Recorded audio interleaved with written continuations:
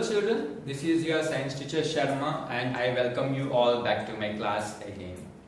In the previous class, we have learned that heat travels from one part of the body to another part of the body as a part of transfer of heat. We were discussing transfer of heat. And as a part of the transfer of heat, we have learned convection.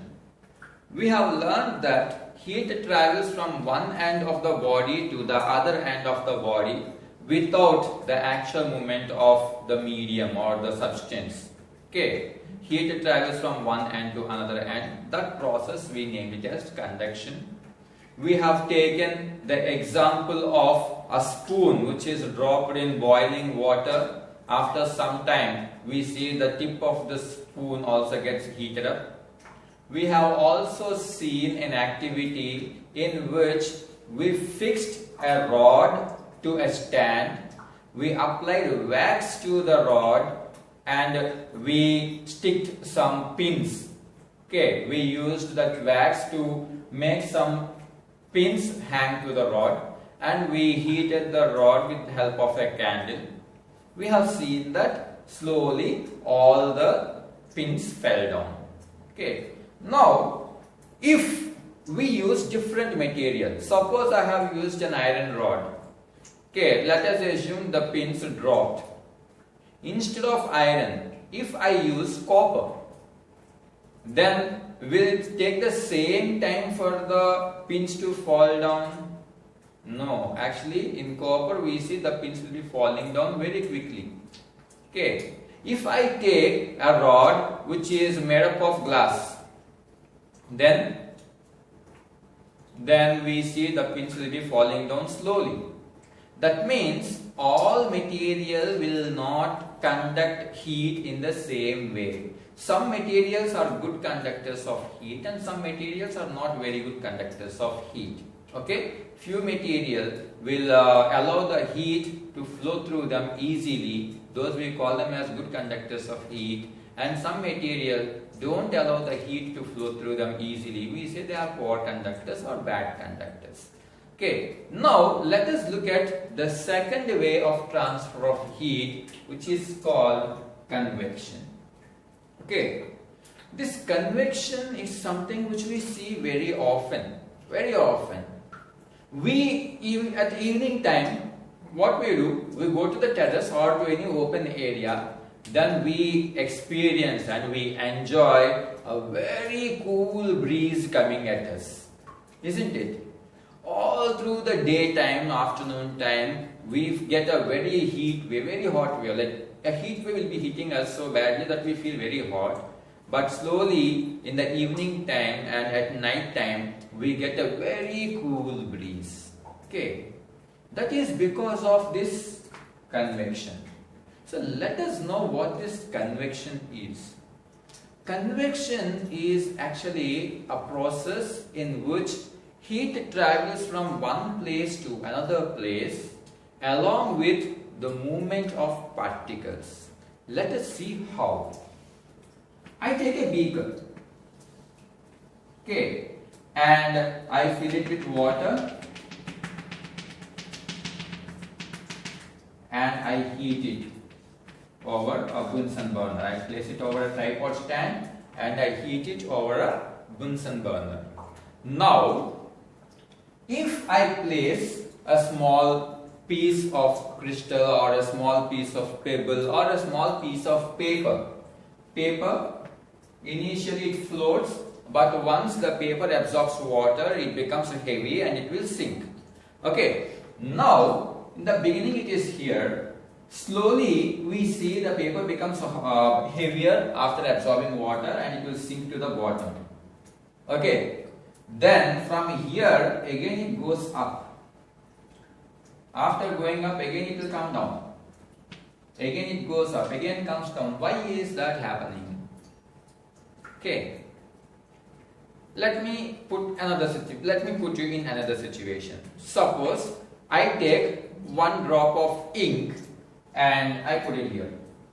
Or I can take any colored substance, any colored chemical like potassium permanganate crystal and I put it here and I start heating it. When I heat, you will see that this purple color will be going up, okay, and slowly after some time it comes down. So it is moving. Why is that happening? Remember, anything which is hot will try to travel up, and anything which is cool will try to come down. In simple, these particles which are here, okay, which are close to the flame, they are getting heated up and they are trying to travel to a place which is cool. So when compared to the bottom, the surface of the water is cool. So first it travels up.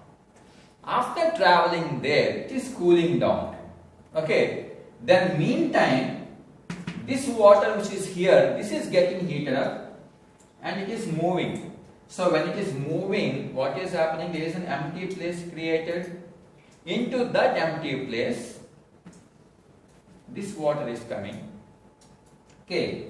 And here empty place is created. Into this empty place, this water is coming.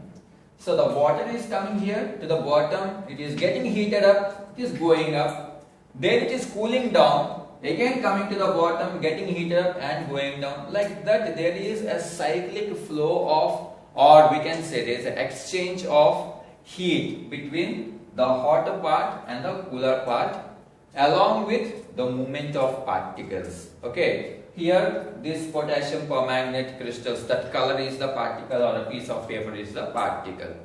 Okay, that same thing is what we experience in our everyday life.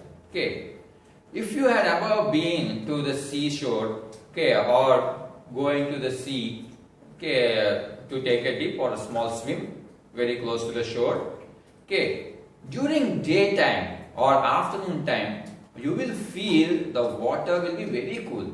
So cool that actually you literally start shivering. Have you ever noticed that? On the other hand, evening time when you go to the seashore, you feel the water to be little warm. Okay, I will tell you the reason. Both water and the land will receive heat in the same way from the sun. Water and land. But water has the capacity to absorb more heat. Okay, so all the sunlight that is falling on the sea will absorb, the water will absorb all the heat. Okay, whereas on the land, it is not the case. Okay, what happens? It will be reflecting the heat back. That's the reason why the air which is above the land, it gets heated up. And as I said, this hot air will move up. Anything which is hot will move up. So this air above the land will move up. So suppose this is, let us assume this is the sea and this is the land. Okay, the air which is above the land will move up. Okay. Now that is creating an empty place here, empty space here, which we say a low pressure area. So the air which is there on the sea, which is cool, this air will be cool because all the heat is taken away by the sea. So it moves here. Okay. Now this breeze or the air which is over the sea is coming to the land. With that movement of air, we call it as breeze. So this breeze is coming from the sea to the land, so we call it as sea breeze. Okay, this happens during daytime. Okay, so during daytime, the breeze will be coming from the sea to the land, so this we call it as sea breeze. Now consider the other way around. During night time, now all the heat which is absorbed by the water in the sea will be given out during night time. Night time there is no sun, so there is no heat. Now the water is more hot when compared to the air. So sea will give away all the heat energy. Okay, and the air above the sea will become hot, so it moves up. When it is moving up, the air which is above the land, which is cool, that will move into this place. Okay, as the breeze is coming from the land to sea, we call it as land breeze. So what is the use of this sea breeze and land breeze? These two are actually helping us in maintaining a temperature. These two are actually maintaining the temperature of the earth's surface.